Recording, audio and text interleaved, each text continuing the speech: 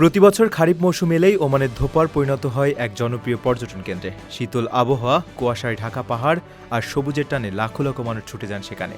কিন্তু অনেকের জন্যই এই আনন্দযাত্রা এখন বিষাদে পরিণত হচ্ছে। সম্প্রতি ধোপারে যাওয়ার পথে একের পর এক মর্মান্তিক সড়ক দুর্ঘটনায় অন্তত ৮ জনের প্রাণহানি ও বেশ কয়েকজনের আহত হওয়ার পর নড়েচড়ে বসেছে ওমান প্রশাসন। ক্রমবর্ধমান এই প্রাণহানির ঘটনায় চালকদের সতর্ক করে পাবলিক প্রসিকিউশন করা হুঁশিয়ারি দিয়েছে।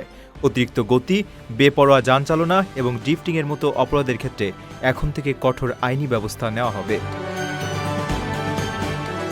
সাম্প্রতিক দুর্ঘটনাগুলোর মধ্যে গত শনিবার নিমোরের কাছে মর্মান্তিক দুর্ঘটনায় এক ওমানি পরিবারের ৪ সদস্য নিহত হন, যার মধ্যে ছিলেন এক শিক্ষকের স্ত্রী, ২ মেয়ে ও এক ছেলে।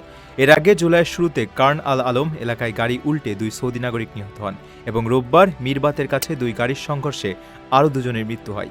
এসব প্রাণহানির পাশাপাশি আশঙ্কাজনক হারে বাড়ছে ট্রাফিক আইন লঙ্ঘনেরও ঘটনা।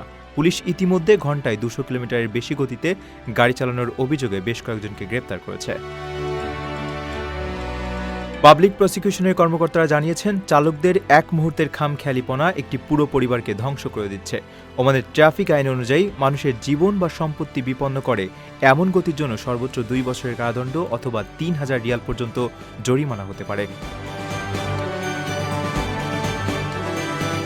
নিজের একটি স্বপ্নের ফ্ল্যাট এখন আর স্বপ্ন নয়। প্রবাসীর সিটিতে শুরু হয়েছে ৬ বছর মেয়াদী সহজ কিস্তিতে ফ্ল্যাট কেনার দারুণ সুযোগ।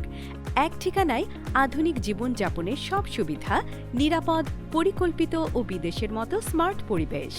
আজই বুকিং করুন আপনার পছন্দের ফ্ল্যাট আর গড়ে তুলুন নিজের স্থায়ী ঠিকানা। বিস্তারিত জানতে কল করুন স্ক্রিনে দেওয়া নাম্বারে।